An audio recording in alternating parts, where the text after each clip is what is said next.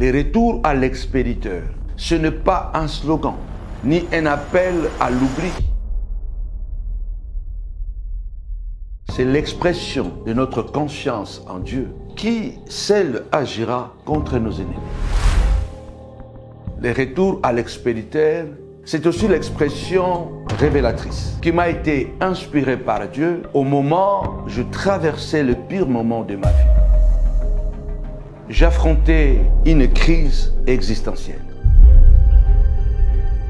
Je suis aujourd'hui convaincu qu'au travers de la prière du retour à l'expéditeur, Dieu désire accorder à son peuple une arme nouvelle dans le combat spirituel. Ce retour à l'expéditeur que Dieu m'a inspiré au creux de la douleur n'est pas une lubie de Samuel Lepage, c'est une proclamation de justice spirituelle. Il est temps de sortir de l'endormissement spirituel pour entrer dans une dimension plus offensive de la foi. Et c'est cela le retour à l'expéditeur. Shalom, shalom à toute la grande famille de la montagne de la prière. Que mon Dieu vous bénisse abondamment. Soyez les bienvenus sur votre chaîne Samuel Pantou TV pour passer encore un merveilleux moment dans sa présence. Alors commencez à partager, liker, commentez massivement la vidéo pour que plusieurs personnes soient bénies, édifiées encore ce soir dans le nom de Jésus. Alors je tiens à vous rappeler la famille que ce dimanche à minuit, nous allons commencer notre jeûne et prière de 7 jours.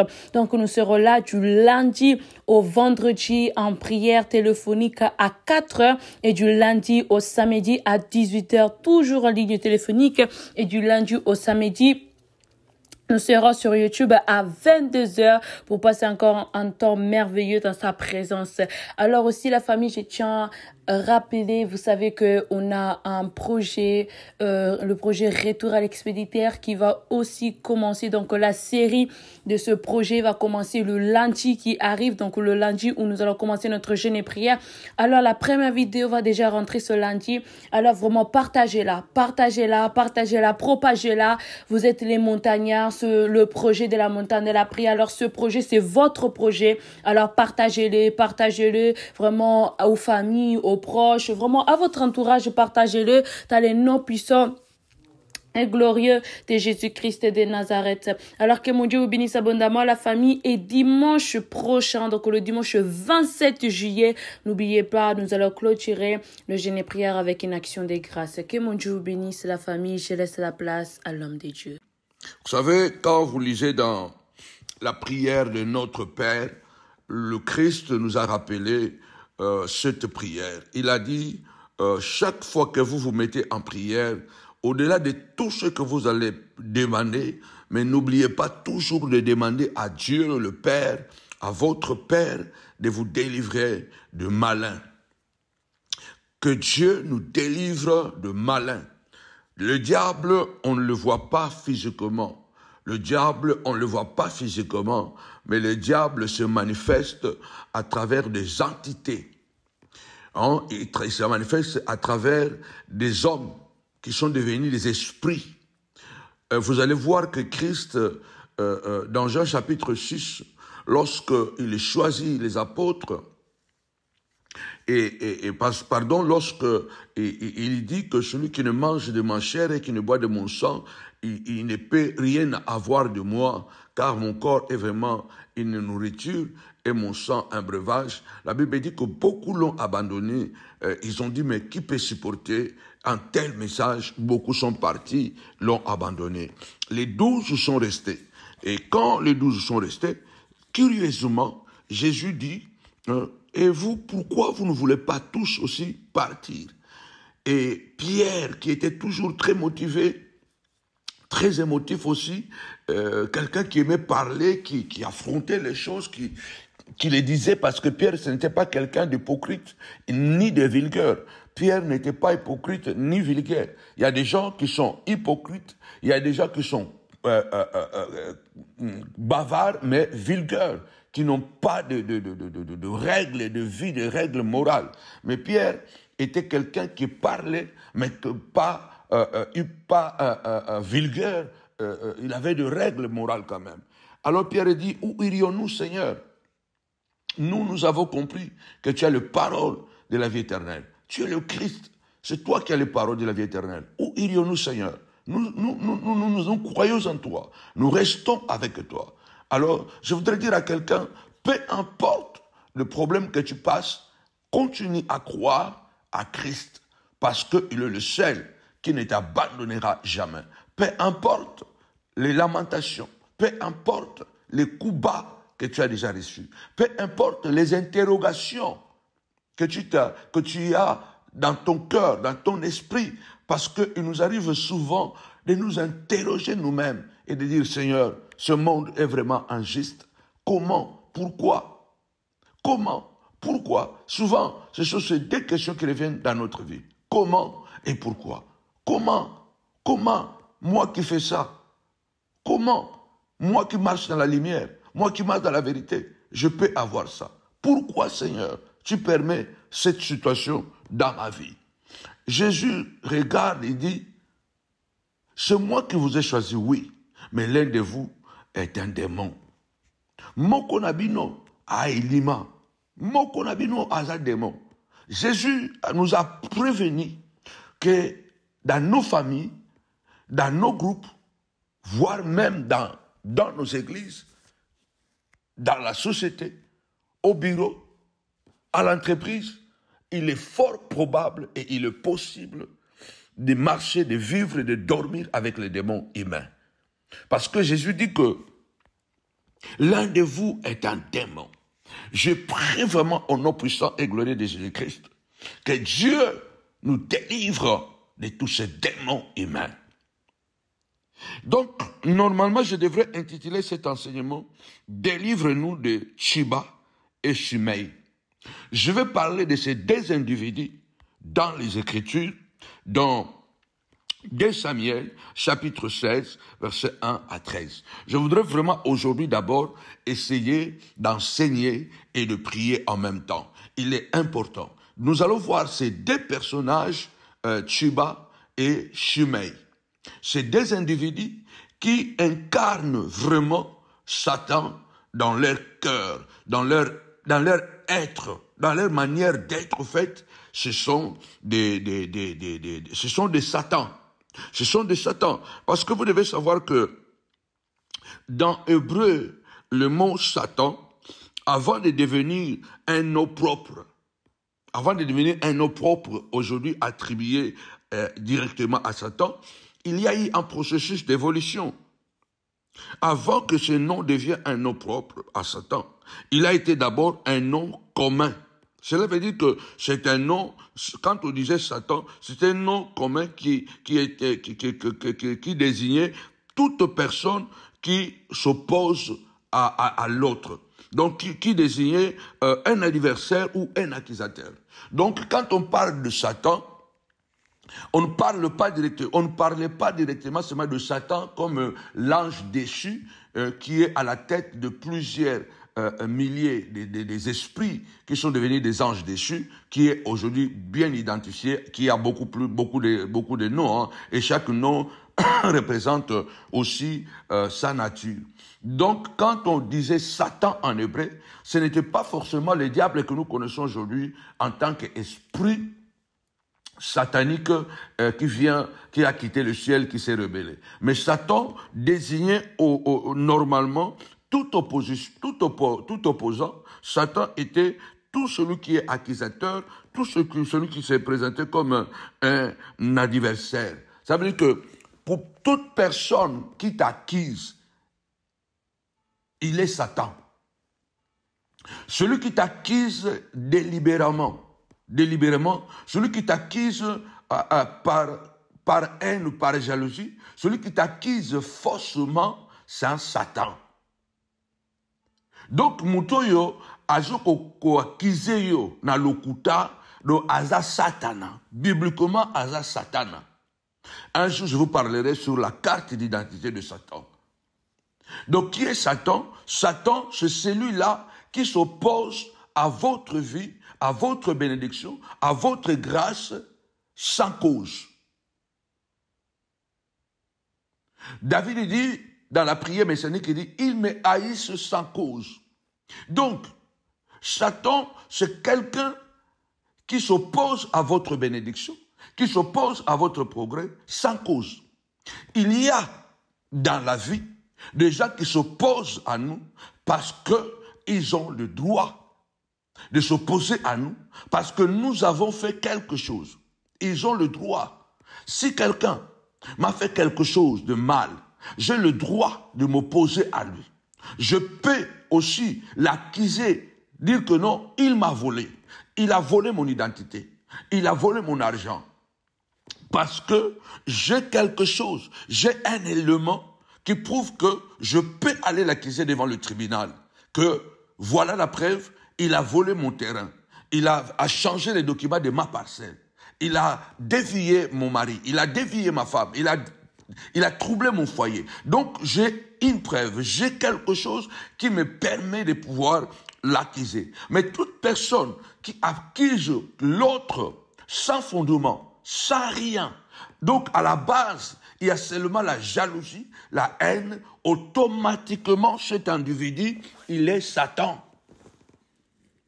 Automatiquement, cet individu, il est Satan. C'est pourquoi les diables, dans l'Apocalypse 12, on l'appelle l'accusateur de sang. Donc celui qui t'accuse, c'est un Satan. Tu dois élever ta voix et dire, Seigneur, au nom puissant et glorieux de Jésus-Christ, lève-toi, délivre-moi de fausses accusations. Délivre-moi, Seigneur de gloire, de l'opposition des sorcelleries. Au nom puissant et glorieux de Jésus-Christ. Au nom puissant et glorieux de Jésus-Christ, Père éternel, ma vie est bloquée parce que il y a des Tshibas et des Shimei. Il y a des hommes et des femmes qui travaillent, oh Dieu, pour m'accuser des choses que j'ignore, que je ne connais pas. Au nom puissant et glorieux de Jésus-Christ. Amen. Tapez-moi 5 fois, délivrance, délivrance, délivrance. Paul dit, celui qui nous a délivrés, qui nous délivre et qui nous délivrera. C'est Dieu qui nous avait délivrés dans le passé, lorsque Pharaon était derrière nous et que la mer Rouge nous empêchait de traverser de l'autre côté.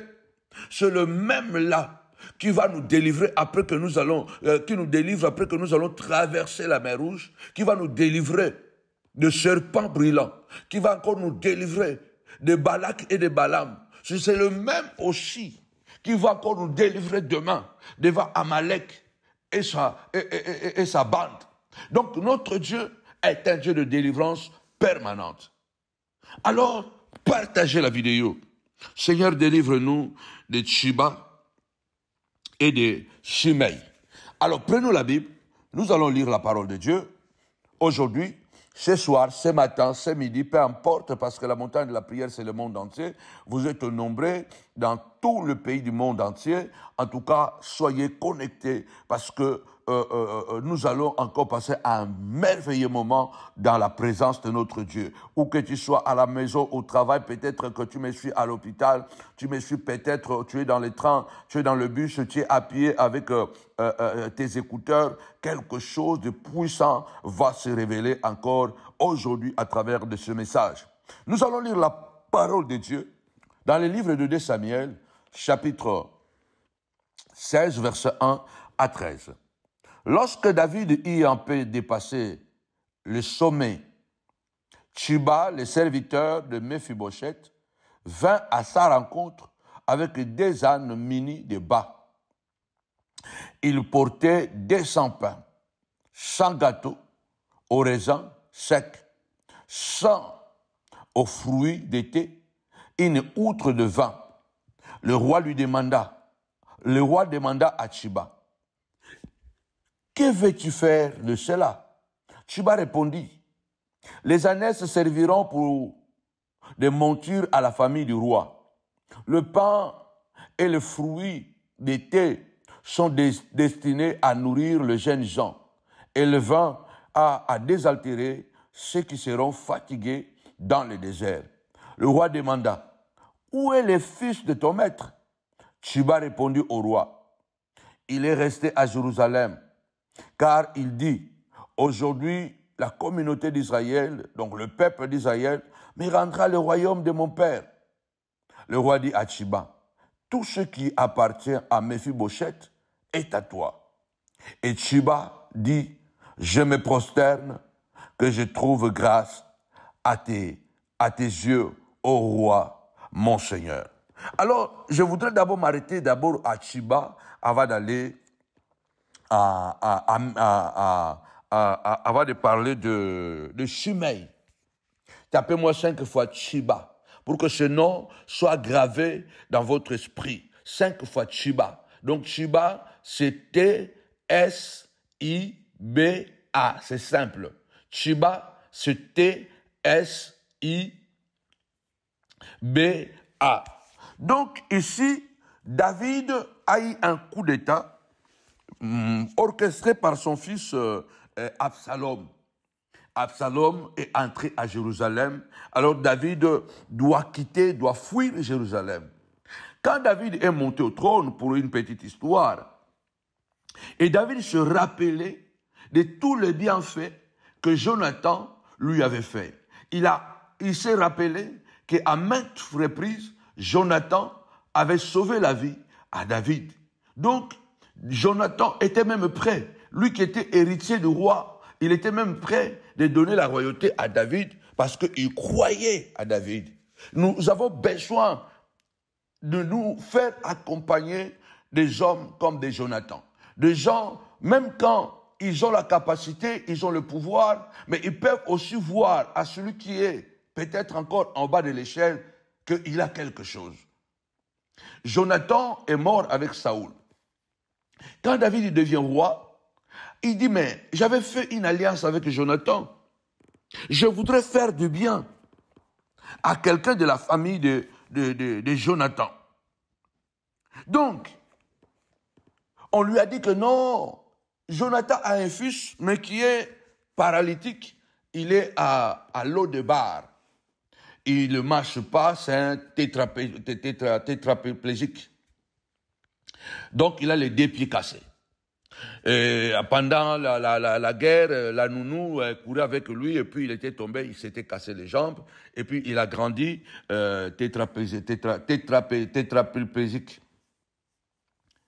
Alors, David dit, faites-moi venir Méphibosheth à la maison royale. Méphibosheth a été récupéré par David et David a dit à Méphibosheth, toute ta vie, tu resteras à Jérusalem et tu mangeras à la table du roi. Donc tu seras avec moi, tu mangeras ici. Et David a appelé les serviteurs de Saoul, son père, et puis il y a eu Tchiba, qui était le plus proche serviteur de Saoul, qui était aussi de facto serviteur de Méphibosheth. Et David dit à Tchiba, toi et toute ta famille, toi, tes femmes, tes enfants, vous serez au service de Méphibosheth. Je donne à Méphibosheth toutes les richesses que son grand-père et son père avaient laissées. Les terres et tout ça. Vous allez travailler pour Méphibosheth. Tchiba s'inclinant et puis Tchiba travaillait pour Méphibosheth. Il y avait des terres, il y avait des moutons, il y avait beaucoup de choses. Donc, Tchiba travaillait pour Méphibosheth. Malheureusement, les gens qui nous tuent, ce sont les gens souvent qui ne sont pas loin, mais les gens qui sont à côté de nous. Que Dieu nous délivre de tous les jaloux.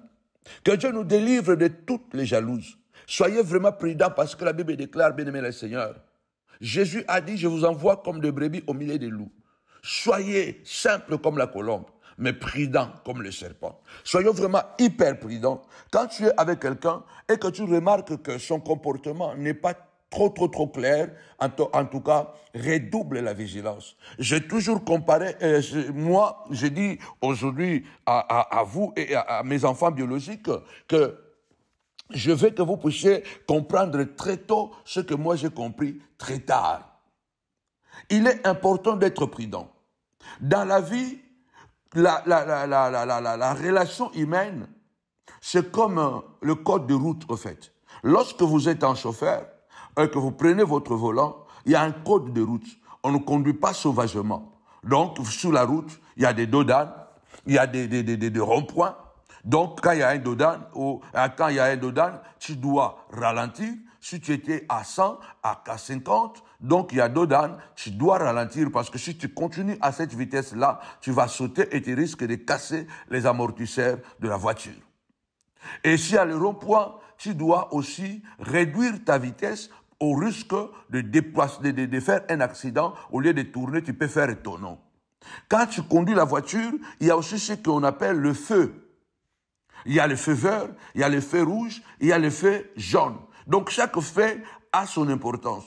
Le feu vert, ça veut dire que tu peux continuer à rouler à la vitesse que tu as. Tu es à 100, continue à 100. Tu es à 20, à 50 km, continue 50 km. Tu es à 80 km, continue 80 km parce que la route, voilà, est ouverte. Tu as le droit. Donc tu as la priorité de pouvoir continuer la route. Mais pendant que c'est vert, dès que tu vois que c'est jaune, tu dois commencer à ralentir. Parce qu'après jaune, vient le rouge. Et si tu passes au rouge, il y a des possibilités. Tu peux faire un accident. Tu peux cogner une voiture qui pense que lui, il est en vert, il a la priorité. Il peut te prendre, ou toi, tu peux le prendre. Ou soit, bien aimé, dans le Seigneur, tu risques aussi, donc tu risques de faire un accident. Parce que quelqu'un peut passer parce que lui, il est en vert. Or, quand tu vois jaune, ça nous dit déjà attention, ralentis. Quand tu vois rouge, arrête-toi. Dans le relation humaine, dans l'amour, aimer les gens, être avec les gens, pouvoir nous accompagner les uns et les autres, c'est pourquoi la Bible dit veillez les uns et les autres. Dans l'amour, quand tu vois déjà que quand c'est vert, quand on s'aime bien, au début tout va bien, c'est bien, on va à 100, à 200 l'air. Mais à lungo andar, comme disent les Italiens. Donc, chemin faisant, quand tu remarques que le vert devient jaune dans la relation entre bien-aimés, frères et sœurs, les amitiés, il faut commencer à ralentir. Si tu donnais conscience 100%, commence un peu à enlever 30%, commence à donner 60%, 40%, commence à donner 60%. Si tu vois que les jeunes là persistent, commence vraiment à descendre à 30%. Si tu vois vraiment que ces jeunes commencent à dépasser, que bientôt ça sera rouge.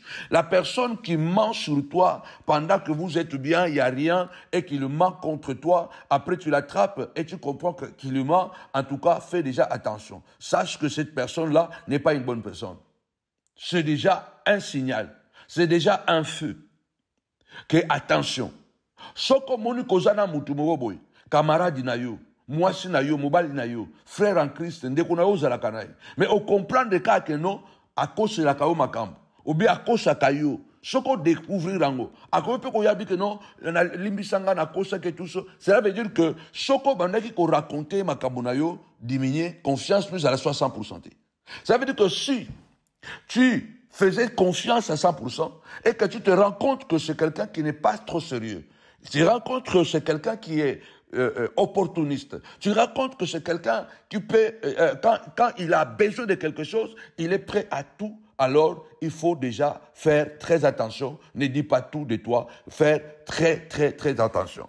La Bible dit que cet homme appelé Tchiba, qui était serviteur de Méphibosheth, lorsque Absalom a fait l'incursion à Jérusalem et qu'il a chassé son père de Jérusalem, Méphibosheth dit à Tchiba, il dit, mais ça vous allez le voir dans 2 Samuel 18 ou 19, Méphibosheth dit à Tchiba, il dit non, mais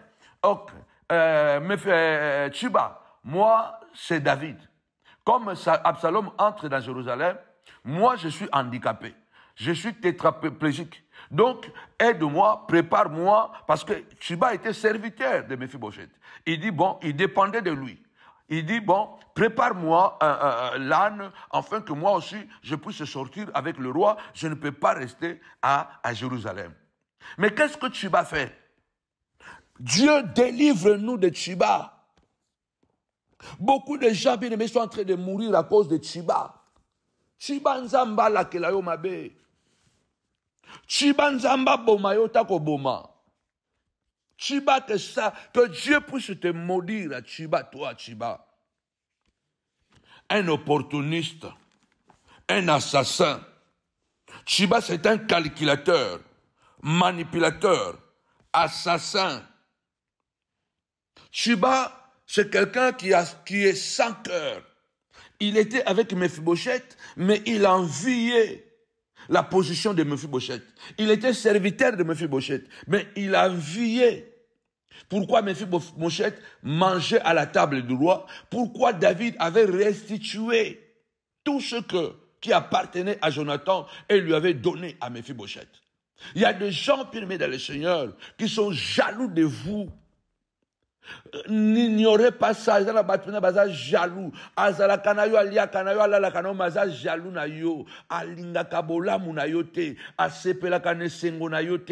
Il y a des gens qui sont jaloux de toi. Ils mangent avec toi. Ils dorment avec toi. Tu lui fais du bien. Mais il est jaloux de toi. Il n'aime pas ta joie. Il n'aime pas ton bonheur. Il n'est pas content que tu sois bien. Il n'est pas content que tu sois bien-aimé dans le Seigneur, dans la joie. Il n'aime pas ta réussite. Il envie ta position. Il envie ce que tu as. Faisons très attention. Tchiba, quand Mephibosheth lui dit, bon, accompagne-moi, moi aussi je vais sortir avec le roi. Qu'est-ce que Tchiba fait? Nous avons lu ça dans 2 Samuel chapitre 16. Qu'est-ce que Tchiba fait? Tchiba manipulateur, Tchiba accusateur, Tchiba assassin. Tapez-moi 5 fois assassin, assassin, assassin. La personne qui te détruit n'est pas loin. C'est pourquoi quand tu es à côté de ton frère, aie un bon cœur.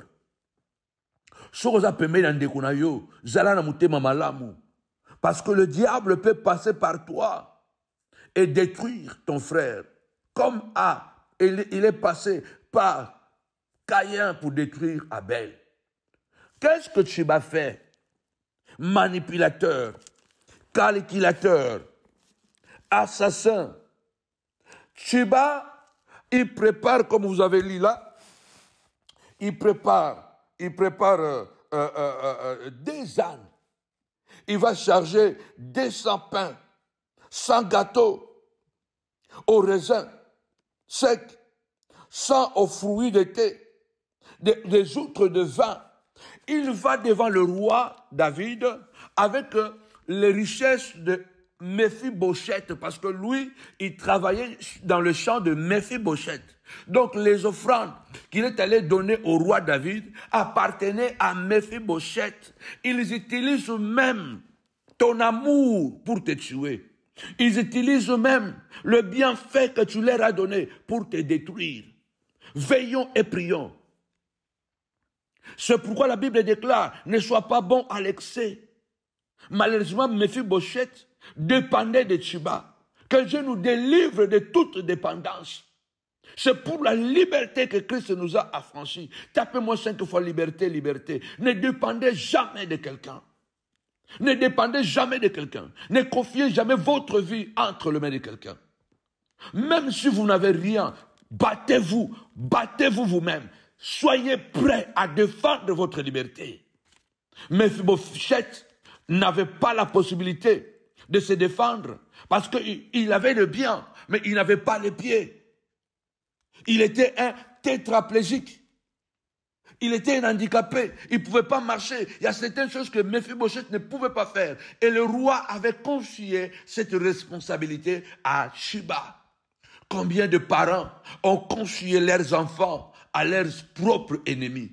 J'ai suivi un joueur de rugby ici en France qui a donné son témoignage. Comment son oncle a abusé de lui. Lui qui était un garçon, mais son oncle avait commencé à abuser de lui à l'âge de 9 ans, 10 ans.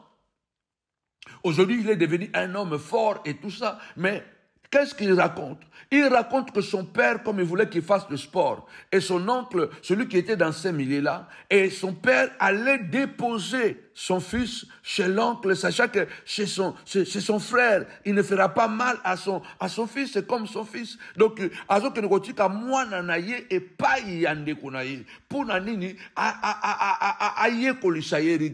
chaque fois qu'il est déposé là-bas, c'était l'enfer. Il a commencé à abuser de ces garçons. Et pendant des années, le garçon s'est développé, il est devenu aussi un joueur de rugby, mais il a caché. Il dit que chaque fois qu'il rentrait à la maison, il avait peur et honte de dire ça à son père. Et quand le matin, le jour suivant, parce qu'il allait là-bas 2 ou 3 fois par semaine, donc chaque fois qu'on allait le déposer, il savait déjà qu'il allait vivre l'enfer.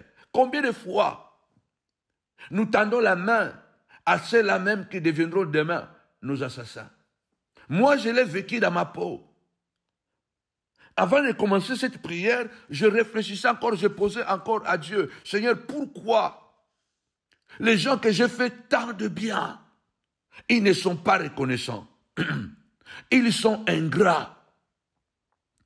Sheba est allé dire à David, quand il a donné les raisins, le pain, il a donné le vin et tout ça, et les ânes, David lui pose la question, il dit, mais où est Sheba? Où est, pardon, Mephibosheth, le fils de ton maître? Écoutez ce que dit Sheba, Noki, assassin. Au verset 3, lisez ça avec moi. 2 Samuel 16, verset 3. Le roi demanda, où est le fils de ton maître? Écoutez Sheba. Sheba répondit au roi, il est resté à Jérusalem, car il s'est dit, aujourd'hui, la communauté d'Israël me rendra le royaume de mon père. Donc, Akeniko Kose la Sheba Makambu. Il est parti mentir sur Sheba pour gagner la confiance du roi. Que Dieu nous délivre de Sheba. Qui est le Sheba qui est à côté de toi? Qui envie ta femme? Qui envie tes enfants? Qui envie ton travail? Sheba est allé mentir. Il dit que non.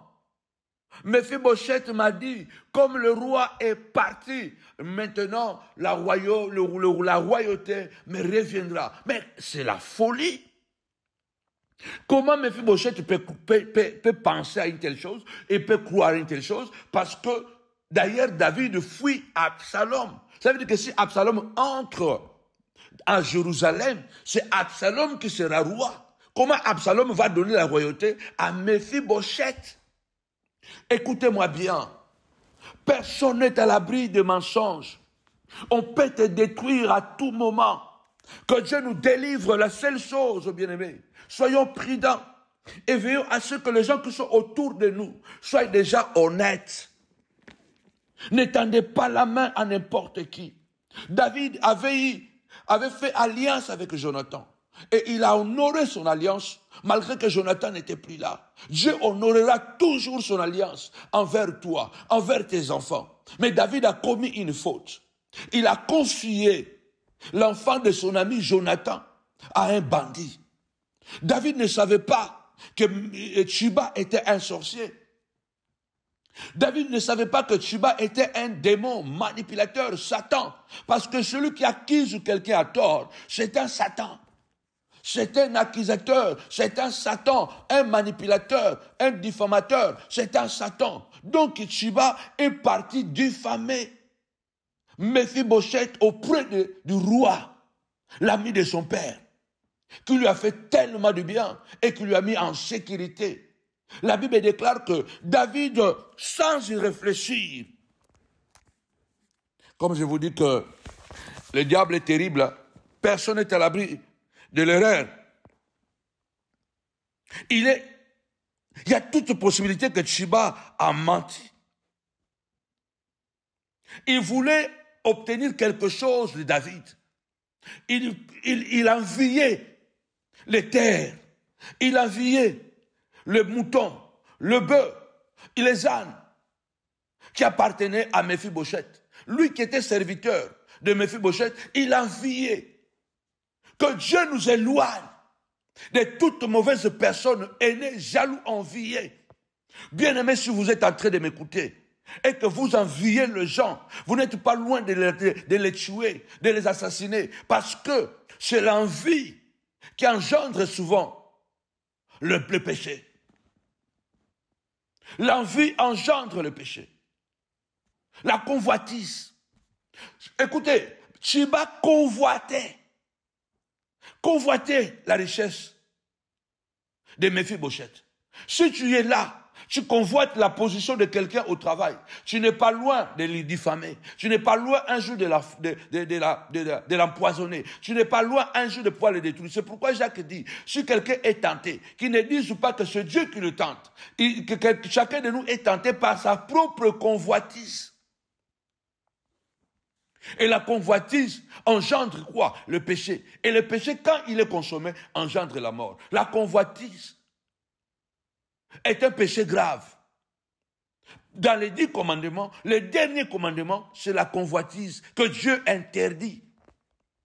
Dans les 10 commandements, Exode 20, le 10e commandement, je ne vais pas le citer tout ici, le 10e commandement, tu ne convoiteras pas la maison de ton frère, la femme de ton frère, la servante de ton frère, les serviteurs de ton frère, le bête de ton frère. Le 10e commandement, tu ne convoiteras pas.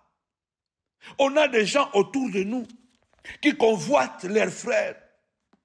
Caïn avait convoité la position, la promotion de son petit frère Abel. Il a fini par le tuer.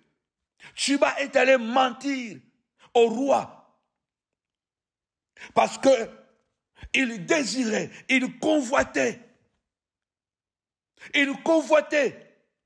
la richesse de Méphibosheth. Tsheba, c'est un calculateur. Tapez-moi 5 fois calculateur, calculateur, calculateur.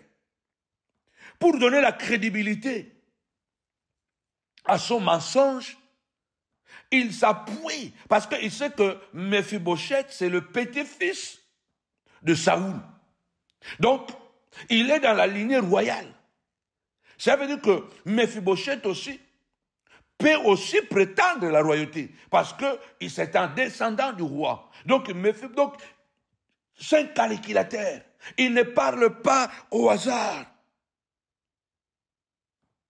David, malheureusement, croit à ce que dit Tsheba, sans même demander des vérifications, sans pouvoir vérifier, sans le moindre doute. Or, dans des cas comme ça, la prudence s'impose, David. La prudence s'impose devant toute accusation, en particulier lorsque l'accusateur peut tirer profit de la chute de celui qui le dénonce. Lorsque quelqu'un accuse quelqu'un et que vous savez que cette personne peut profiter quelque chose de la chute de celui qu'il est en train d'accuser, vous devez avoir prudence et émettre des doutes. Sokomoni mutu moko boy. Azoko ya ko funda muninga. Mais obozo yibatna que non, ko kweye ya mutu wana ya zo funda et ko bénéficier yé. Il faut changer un doute. Mais David n'a pas douté. David n'a même pas fait de vérification parce que l'accusation de Tsheba, il y avait l'onction de Satan. Quand Tsheba parlait à David, ce n'était pas Tsheba qui parlait, c'est Satan qui parlait. Et ça, Satan a moutabane koloba. Yangano zomona kezala batu susu soka koselio makambu et ratakate. Soka koselio likambu et ratakate batu bakondi mango. Tu remarques que les gens, quand il met un mensonge contre toi, ça ne va pas rater.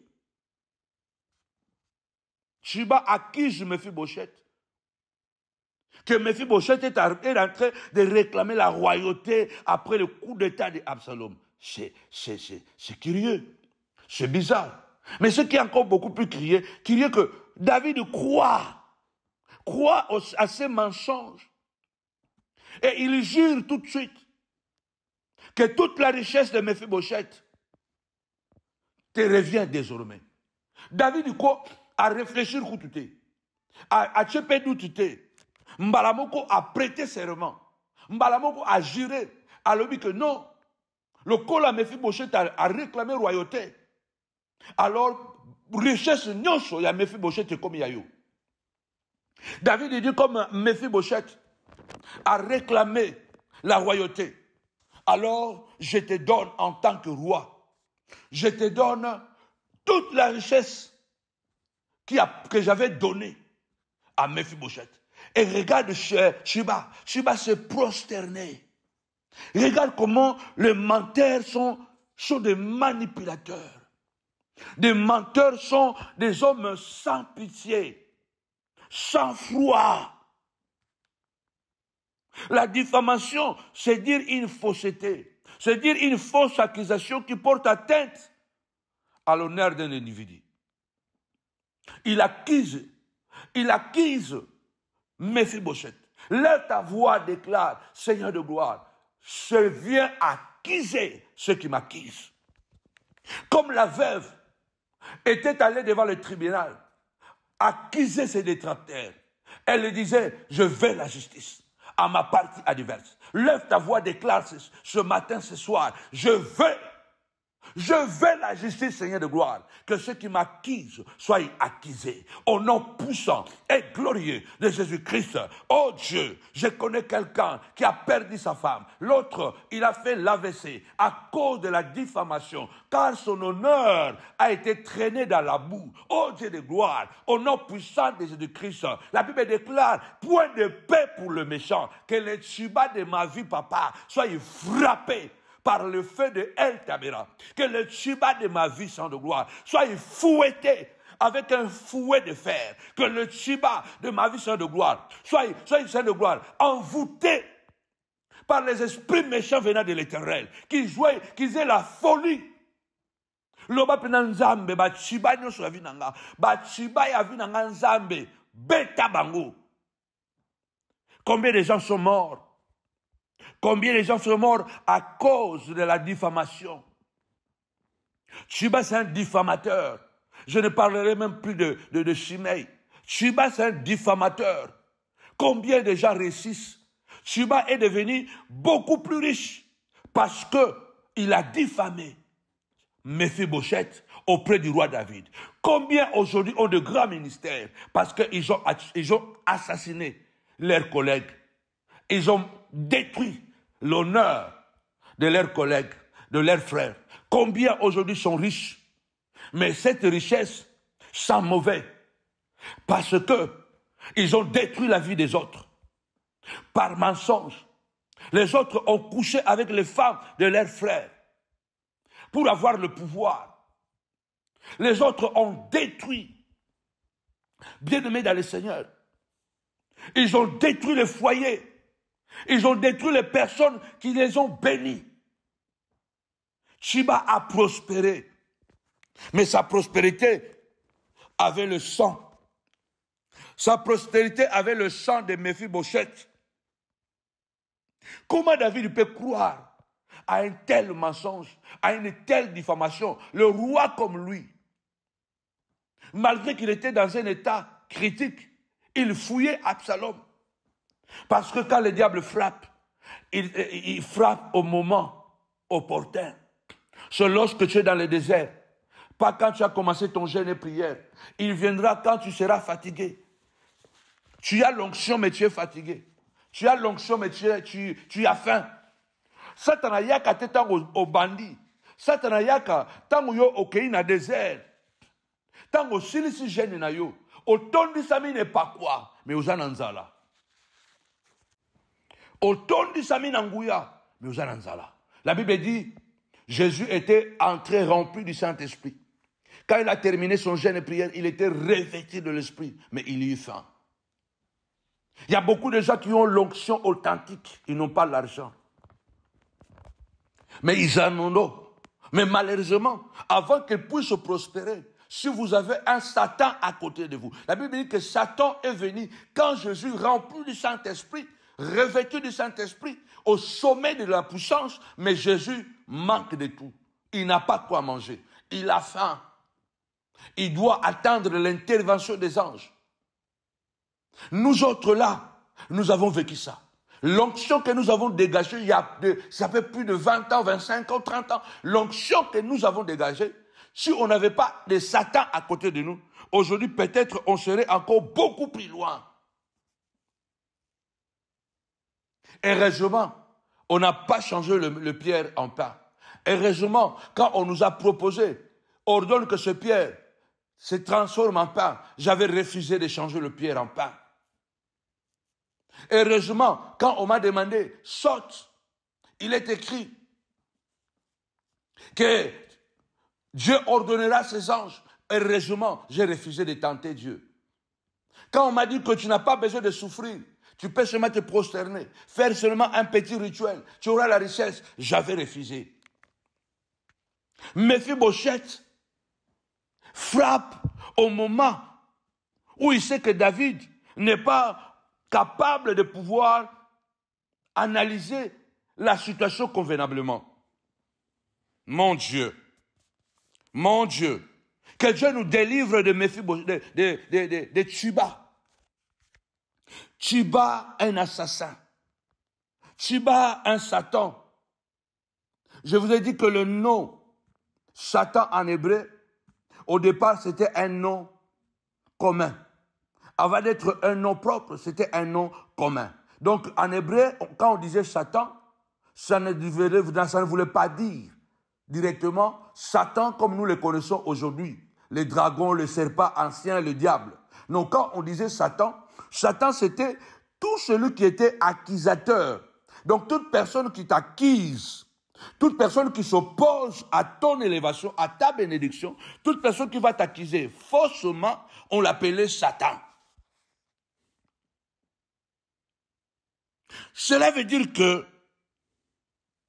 Moutunion surtout oyo azoke koneko kosolo makambu oyo salite benga e Satan po aza Satan. Donc aza Satan na yo. C'est pourquoi Christ a dit, dites, délivre-nous du malin. Benga na ye liboso na yo. Toute personne qui t'accuse, qui va te diffamer, toute personne qui traîne ton honneur dans la boue, celui qui porte atteinte à ton honneur, celui qui porte atteinte à ta dignité, pour qu'il puisse avoir des followers, pour qu'il puisse avoir des vues, pour qu'il puisse avoir la visibilité, il doit te diffamer. Les autres le font publiquement et les autres le font en sous-bassement. Ils deviennent forts. C'est ce que Jérémie est en train de dire. Ils ne sont pas puissants dans la ville par la vérité. Ils sont puissants par le mensonge. Jérémie Zoloba, bazana makasi bakomi na nguya na mokili, na kati na mboka, mais bakomi na nguya na bosolote, bakomi na nguya na lokuta. Il y a des gens qui sont bénis par le mensonge, mais leur fin, ce sera le malheur. Parce que le malheur finira par les atteindre. La Bible déclare, il te sera fait comme tu as fait. Vouloir ou pas, la roue tournera. La roue tournera contre les Tsheba de ta vie. Le vent fait le même circuit. Il quitte l'Orient. Il tourne le nord, le sud, l'ouest. Le vent fait le même circuit. Le vent tourne et reprend toujours le même circuit. Les Tsheba de ta vie, qui sont devenus forts, ils seront maudits. C'est comme la tour de Babel. À un moment donné, ça va effondrer. Ils peuvent construire des empires, mais ce sont des empires maudits. Ce sont des succès maudits, parce que ce sont des succès de sang. Lève ta voix, déclare, Seigneur de gloire, que celui qui a porté atteinte à ma dignité, à moins que ce qu'il déclare est vrai, mais puisque c'est le mensonge, que cette malédiction puisse atteindre sa vie et toute sa postérité. Nzambe,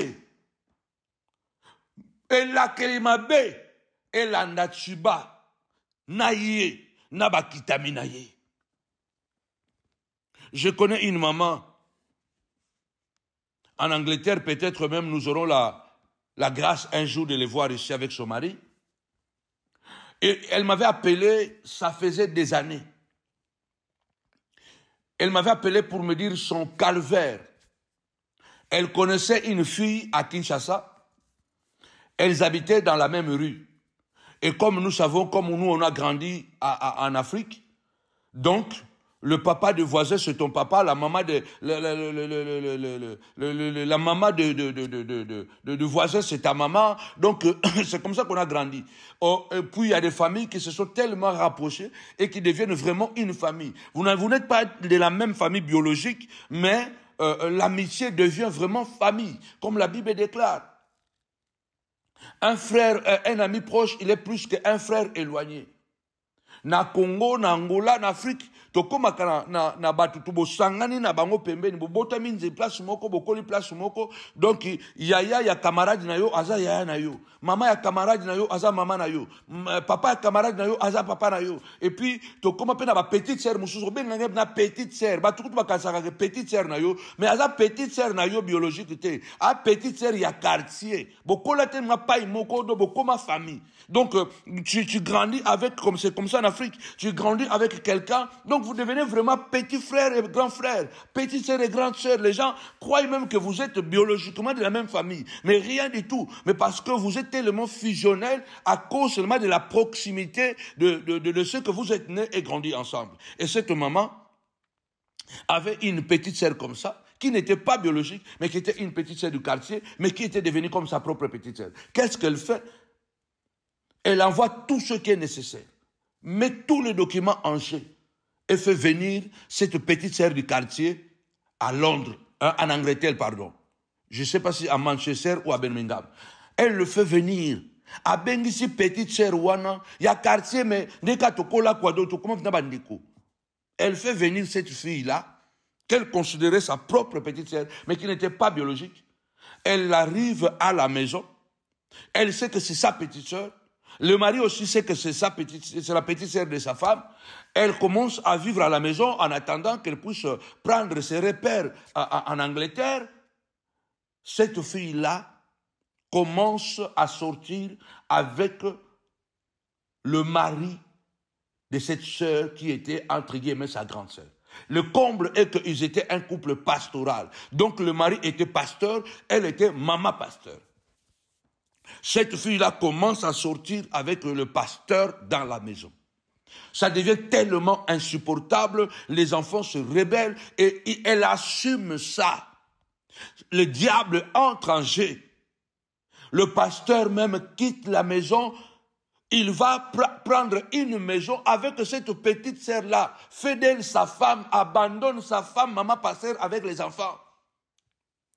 Donc pasteur abimi na ndaku azwi ndaku mususu akeko vanda na fille wana akomisie mwasi na ye officiel abandonné maman pasteur donc mwasi na ye na bana na église abandonnée.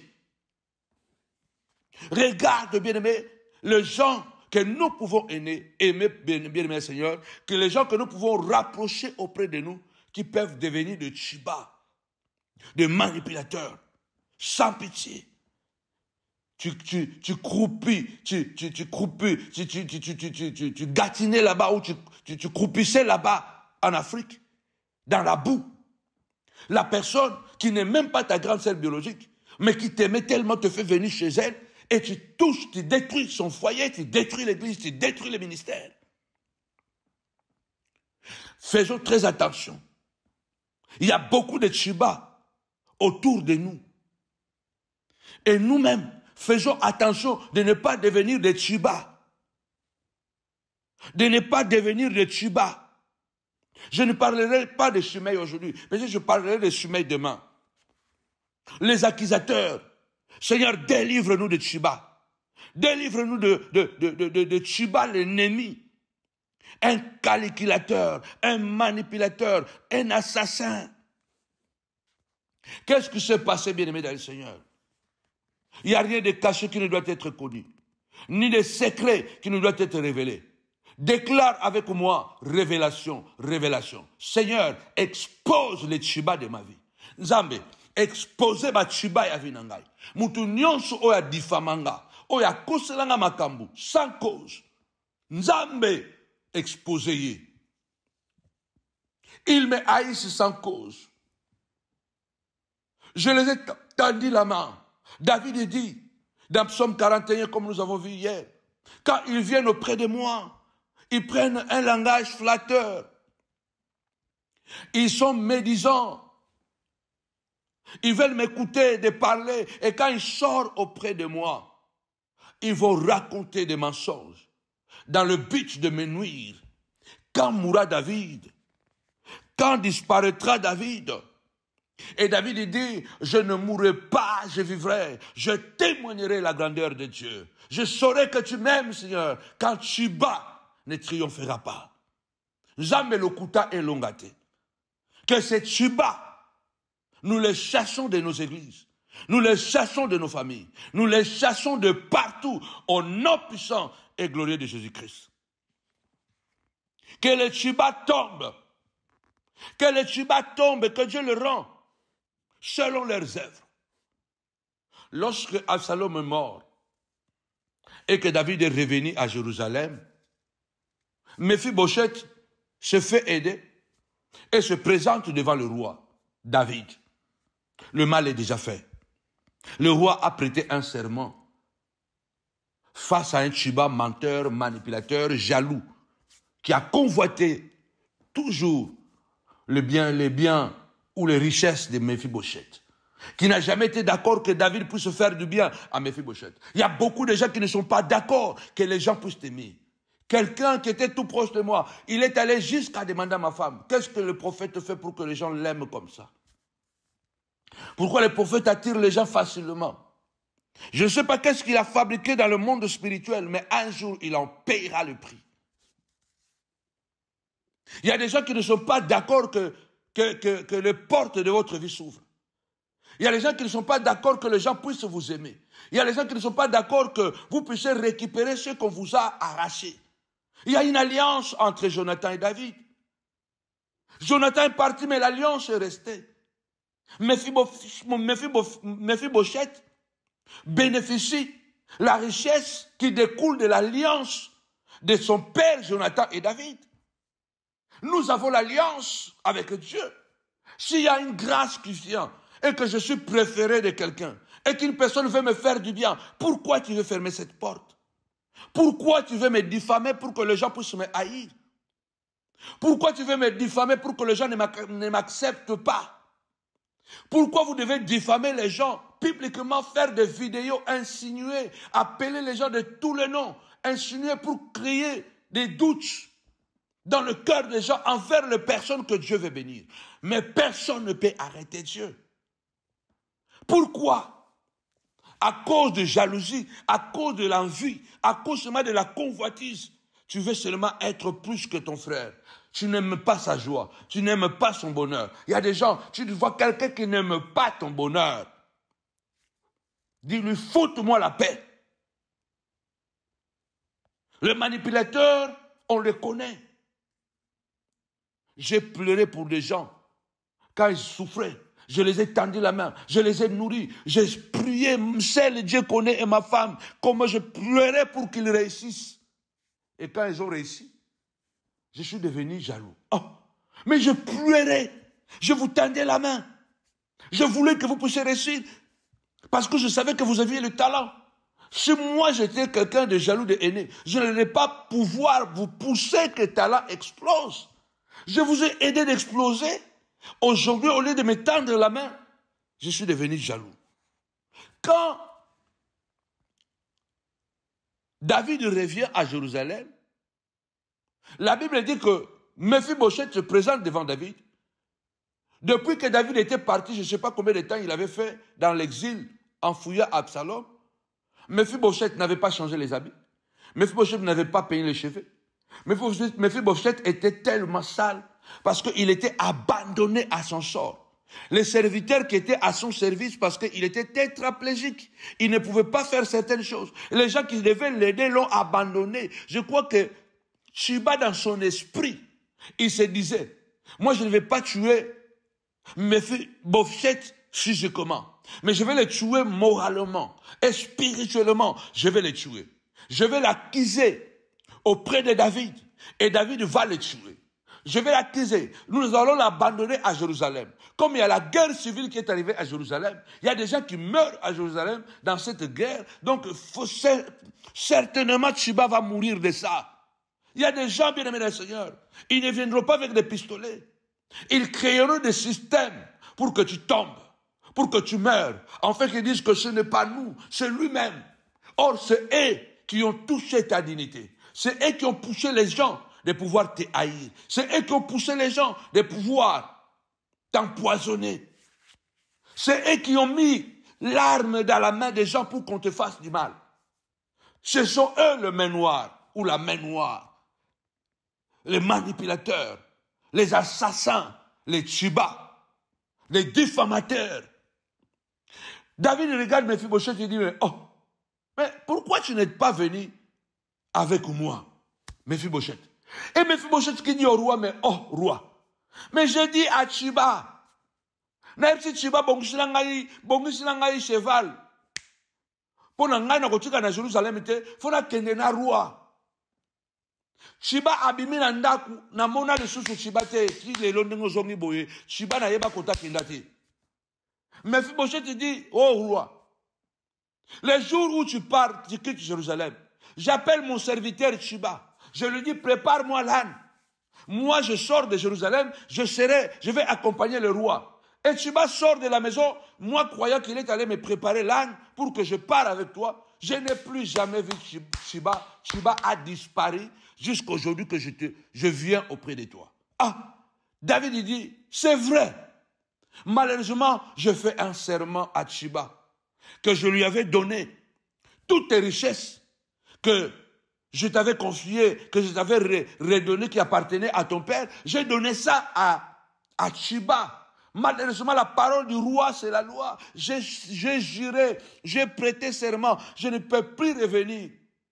Mais, pour atténuer ces serments, vous allez partager les richesses désormais avec Tchiba.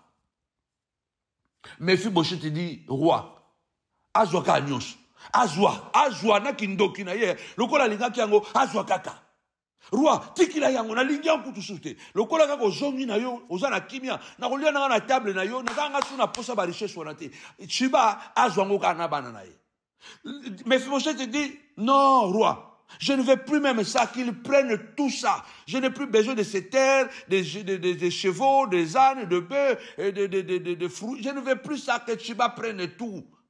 Comme le roi est revenu, je mangerai à la table du roi, donc je serai à l'aise. Je ne veux plus même ce genre de choses qu'ils prennent. Bien aimé, il y a des gens qui sont en train de régner avec les richesses de Mephibosheth. Et ça, la batoiseau régner. Na ba richesse ba Mephibosheth. Ba iba, ba boma, ba détruisa ba carrière ya batu. Ba détruisa ba ministère ya batu. Ba détruisa ba misala ya batu. Po bango bazala o bazalelo. Ba trasa banzela te. Ba lekala banzela lokuta, ba boma batu. Ba boma ba témoignage ya batu. Po ba koma o ba komi lelo. Ils ont détruit des témoignages. Ce sont des Tchiba. Mais l'histoire nous apprendra que la fin de Tchiba sera tragique. Je voudrais m'arrêter ici au nom puissant et glorieux de Jésus-Christ de Nazareth. Lève ta voix et prie avec moi. Seigneur, tu as dit, à moi la vengeance, à moi la rétribution. Tu as dit, Seigneur de gloire, je suis l'Éternel, ton Dieu qui te justifie. Père éternel, justifie-moi en face de toutes ces diffamations que Tchiba a proférées contre moi. Ô Père Tout-Puissant, ma dignité a été traînée dans la boue. Mon honneur a été bafoué, Seigneur de gloire. Tu as dit, Seigneur, l'homme moissonnera ce qu'il aura semé. Tapez-moi 5 fois, retour à l'expéditeur, retour à l'expéditeur. Que les Tchibas de ma vie, Seigneur de gloire, qui m'ont traîné dans la boue, les Tchibas qui ont détruit mon image, les Tchibas qui ont détruit mon honneur, bafouer ma personnalité publiquement et voir en secret. Dieu de gloire, retour à l'expéditeur. Tu as dit, à moi la vengeance, à moi la rétribution. Que la terre reçoive ma prière partout où ils vont marcher. Puisqu'ils sont terrestres, Père, je donne cette prière à la terre. Le banzambe n'a pas sur le sambo na mabele. Chaque fois que vous tamboula na mabele, le sambu oye kangabango. Le banzambe le sambu oye kangabango. Dis Seigneur de gloire, que cette prière puisse les attraper. Que la terre reçoive cette prière. Ô terre, écoute ma prière contre les Tchibas qui ont voulu me livrer à la mort. Seigneur de gloire, Mephibosheth a survécu. de la guerre civile à Jérusalem. Toi aussi, tu survivras de toutes les batailles autour de toi que les ennemis Shuba et le Shimei ont porté contre toi. Au nom puissant et glorieux de Jésus-Christ. Amen. Amen, amen, amen. Que mon Dieu vous bénisse abondamment, la famille. Soyez bénis au nom de Jésus-Christ. Rendez-vous ce dimanche à partir des 10h au nouveau hôtel de Noisy-les-Grands pour encore un culte de gloire et de victoire. N'oubliez pas que ce dimanche à minuit, nous rentrons en jeûne et prière. Donc, nous ne serons pas là à minuit, mais à minuit, mettons-nous à genoux, prions le Seigneur, remercions-le. Et à 4h du matin, le lundi 21 juillet, nous allons débuter notre prière en ligne téléphonique. Soyez bénis la famille. Nous vous disons, avec Jésus, c'est toujours possible. Avec Jésus, c'est toujours possible. Koina, koina. Que l'Éternel reste avec vous. Soyez bénis la famille. Bye bye. Le retour à l'expéditeur, ce n'est pas un slogan, ni un appel à l'oubli. C'est l'expression de notre confiance en Dieu qui, seul, agira contre nos ennemis. Le retour à l'expéditeur, c'est aussi l'expression révélatrice qui m'a été inspirée par Dieu au moment où je traversais le pire moment de ma vie. J'affrontais une crise existentielle. Je suis aujourd'hui convaincu qu'au travers de la prière de retour à l'expéditeur, Dieu désire accorder à son peuple une arme nouvelle dans le combat spirituel. Ce retour à l'expéditeur que Dieu m'a inspiré au creux de la douleur n'est pas une lubie de Samuel Lepage. C'est une proclamation de justice spirituelle. Il est temps de sortir de l'endormissement spirituel pour entrer dans une dimension plus offensive de la foi. Et c'est cela le retour à l'expéditeur.